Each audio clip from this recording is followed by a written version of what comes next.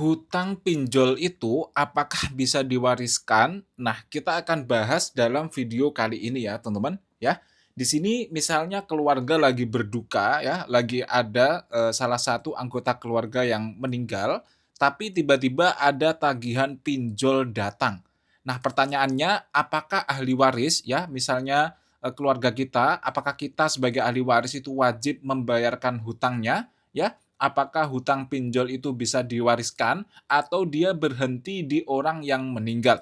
Nah, kita akan bahas dalam video kali ini ya, guys ya.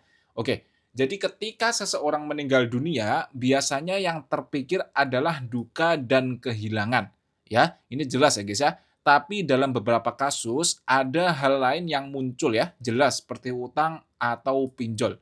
Lalu misalnya ya, orang yang meninggal itu meninggalkan, pinjol yang belum dibayar, apakah kita sebagai ahli waris wajib membayarnya? Nah, kita akan bahas teman-teman, ya. Sekarang kita, sebutkan dulu fenomena di lapangan, banyak keluarga yang tiba-tiba ditagih setelah anggota keluarganya meninggal, ya. Kita nggak tahu apa-apa, tiba-tiba ditagih, "Eh, ini pinjol dibayar dong, ini pinjol dibayar dong." Lah, kita aja nggak tahu kok tiba-tiba kita ditagih, yang hutang siapa, yang suruh bayar siapa, itu kan nggak jelas ya teman-teman, ya. Ada yang bingung, ada yang takut, bahkan ada yang langsung membayarnya karena mereka panik ya.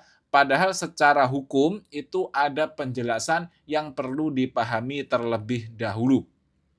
Ya, di sini secara hukum negara, hutang termasuk bagian dari warisan. Ya, jadi misalnya ada seseorang yang hutang, lalu dia meninggal, maka hutangnya itu tidak otomatis terhapus.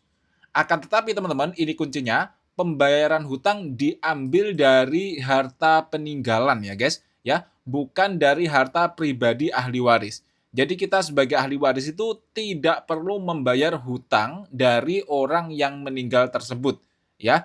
Kalau harta ya, kan kita ambilkan dari harta orang yang meninggal. Kalau peninggalannya cukup, maka hutang dibayar dari situ. Kalau tidak cukup, maka kita sebagai ahli waris tidak wajib menutup dari kantong pribadi kita. Ya, intinya kantong kita aman, kita tidak wajib membayar hutang dari orang yang telah meninggal. Ya, kalau dia punya harta, ya kita bayarkan menggunakan harta mereka, kita jual, kita bayarkan. Kalau nggak punya, kita juga tidak wajib membayarnya. Ya, nah ini hal-hal yang harus dilakukan oleh ahli waris. Ya, kalau kamu ada di posisi ini, misalnya tiba-tiba ditagih hutang, yang pertama kalian cek dulu, apakah benar ada hutang dan apakah benar jumlahnya itu sudah diteliti, gitu ya. Kemudian kalian identifikasi dulu apakah pinjolnya itu legal atau ilegal. Karena kalau ilegal, kita tinggal laporkan saja dan nanti biasanya tidak perlu membayar karena mereka saja tidak resmi ya guys ya. Oke, kemudian lihat apakah harta peninggalannya itu ada. Selama ada harta peninggalan dari orang yang meninggal, kita gunakan itu saja untuk membayarkan hutangnya. Ya, dan ini yang paling penting, jangan langsung panik atau langsung membayar tanpa kalian verifikasi dulu. Ya, jangan sampai kehilangan uang teman-teman, karena sekarang banyak sekali modus penipuan. Ya, kemudian kalian harus komunikasikan juga dengan pihak terkait secara jelas. Oke. Nah, ini hal-hal yang perlu diwaspadai, hati-hati kalau sampai ada pihak yang memaksa ahli waris untuk membayar dari uang pribadi. Karena ini salah secara hukum negara, guys. Ya, ahli waris tidak wajib membayar dari uang pribadi.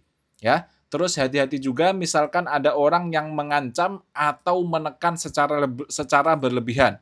Hati-hati, ya. Atau mungkin jika ada orang yang meminta dibayar hutangnya tapi tidak bisa menunjukkan bukti yang jelas. Itu biasanya penipuan, ya. Itu pelanggaran dan kita harus verifikasi dulu, jangan langsung panik dan langsung membayar.